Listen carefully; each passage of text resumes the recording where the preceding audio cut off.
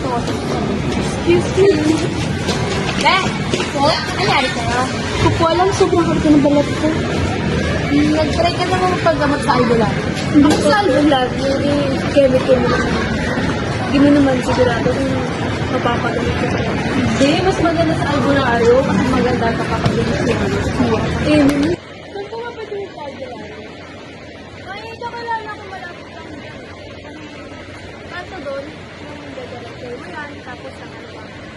Konti lang naman, mga pangalawang ba? Sige po, salamat po.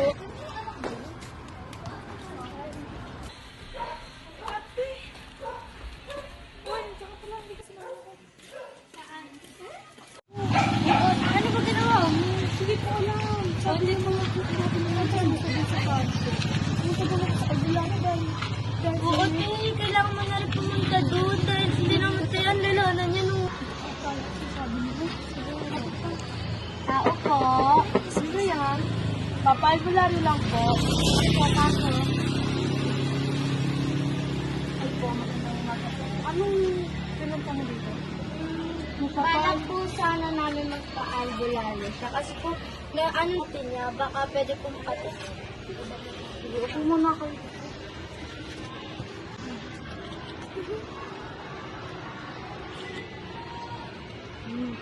Base sa akin, siguro kailangan ka ng dahon ng bayaka. Meron. Magkano po? Libre lang. Libre lang. Sige. Dito muna kayo. Upo muna kayo sa akin.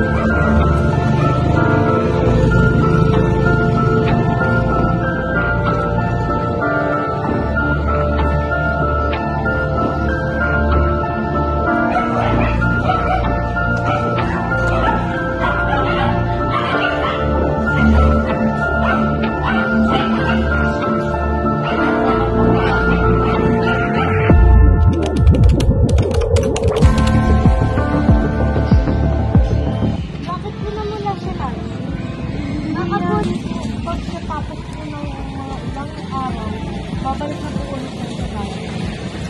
Ano po pwede ko sa ang may recommend ko sa inyo ay dahon ng bayak. Patuloy yung pagdala. Salamat po.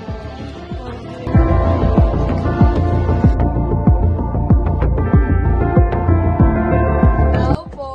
Nurse Rivera, may tao. Pakibuksan ng pinto.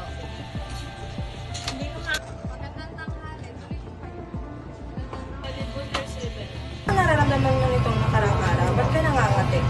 Nung isang araw po, sobrang katito ng balat ko at nag-recommend po sa akin sa kaibigan ko na pumunta sa isang albularyo at binigyan po ako ng gamot ang ininom ko ay mas lalong lumala po.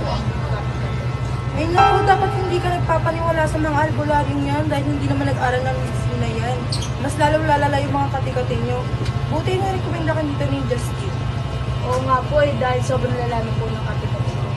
Ito nga ng dugo ni Nurse Rivera para malaman lang yung sakit niya. Nurse Rivera, pakuha na siya ng dugo.